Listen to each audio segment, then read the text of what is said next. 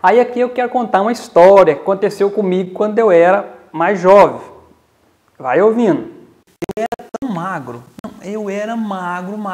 Se eu sentasse e pusesse a língua para fora, eu virava um zíper. Crise não existe. Crise não existe. Os céticos aí, continua assistindo nem que seja embirrado. Mas continua assistindo. Eu vou te provar que não existe crise. Beleza? Continua comigo. Primeiro, uma pergunta chata de responder. Qual é o seu plano de vida? E eu digo que é uma pergunta chata de responder porque a gente não sabe qual é a melhor versão da nossa vida na próxima semana, no próximo mês, no próximo ano, daqui 5, daqui 10 anos. Por exemplo, eu daqui a 10 anos atrás, a 5 anos atrás, eu não imaginava eu na versão que eu estou vivendo hoje. E graças a Deus, muito melhor que as minhas expectativas. E é exatamente nisso que eu quero chegar. É por isso que eu disse que a pergunta é chata. A gente faz um plano de vida sem saber o que é a melhor versão para nós mesmos. Por exemplo, levar os seus filhos na Disney, assistir um jogo do Real Madrid contra o Barcelona no Santiago Bernabéu, ter mais tempo para poder brincar com seus filhos, para passear, pedalar com eles, para brincar com o seu pet, ou levar a sua esposa para uma ópera, para um espetáculo de Cirque du Soleil, para navegar pelos mares azuis da Grécia. Cara, a melhor versão da nossa vida a gente não sabe.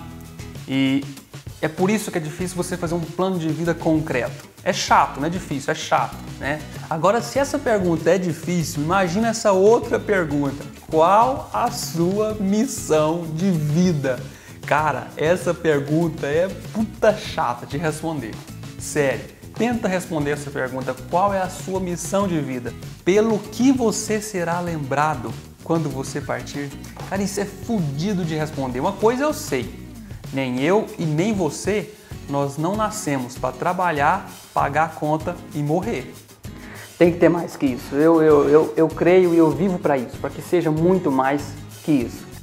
Eu, por exemplo, eu descobri qual é a minha missão de vida. Não vou aprofundar nisso agora porque não é o foco do nosso vídeo, né? Foca na primeira pergunta. Não existe crise, tá?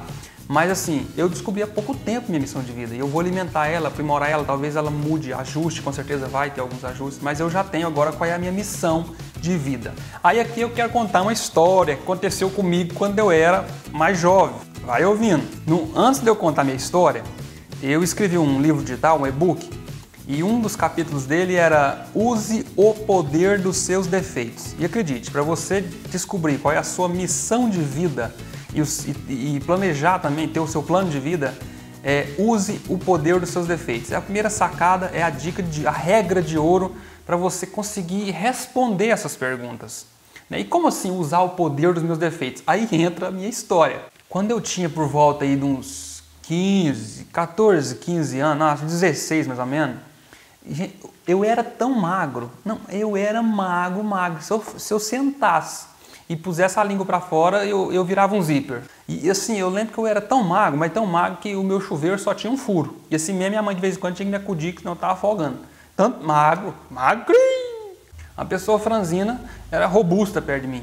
Era igual bandeira de pirata, só pano e osso. De vez em quando eu até lembro, minha mãe falava assim: menino, quando seu pai chegar em casa, você vai ver. Aí eu tinha o poder de desaparecer, de sumir.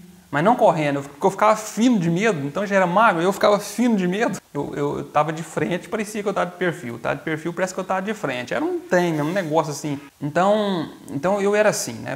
Só o chassi do grilo. E aí, o que acontece? Eu mais um colega meu, a minha turma assim, era de rapaz fortinho já, na adolescência, né? Então era tudo fortinho, parrudinho e tal. E eu aquela coisa, né? Que é tripa. Aí, um colega meu foi num lugar lá e falou: Isaac, eu arrumei um serviço, um emprego, e vamos lá, porque talvez você consegue também trabalhar lá. E era numa indústria de arroz. Indústria de arroz não, né? Como é que fala? Tipo uma máquina de arroz lá, sei lá. Então ele me levou lá e falou assim: vamos lá. Aí eu cheguei lá, e aí ele foi lá num senhor assim, supervisor, né, do carregamento, e ele falou: só que o serviço é difícil, que tem que pegar peso. Eu falei: não, o que é isso? Bora. Na hora, vamos pra dentro, pra cima. Bruto demais, né? Magro, mas bruto que é tanto. Suave igual coisa de mula. E aí vamos, né? gostado do desafio. Aí levou eu lá e eu lembro que ele foi lá conversar com o supervisor afastou-se um pouquinho, aí ele olhava pra mim, conversava e fazia assim. Rapaz, que deu tristeza, menino. Eu só sei que eu lendo assim a boca dele, eu via falando assim, não dá conta não, vai machucar aqui, você tá doido? Trazer um menino daquele pra trabalhar aqui? De longe parece que é magro, parece que de perto ele tá de longe. E meu amigo veio assim, sem graça, ó, aquele falou que não dá pra trabalhar, que não tem jeito, não tem vaga e tal.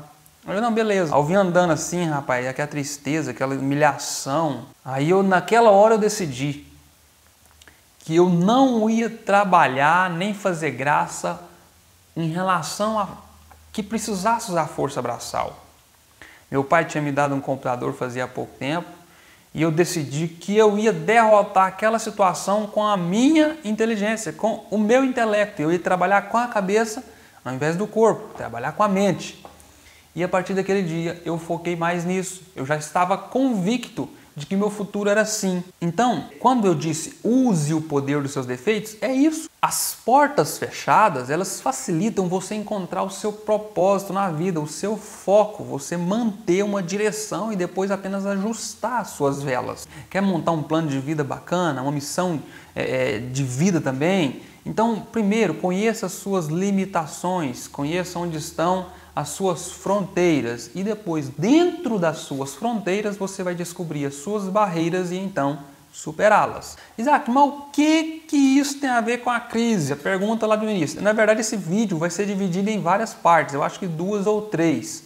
Então você vai assistir essa primeira parte, depois você vai assistir a segunda parte que eu vou liberar amanhã e depois a terceira parte. Resumindo, Steve Jobs disse uma coisa certa vez e com total razão. As pessoas não sabem o que querem até você entregar a elas.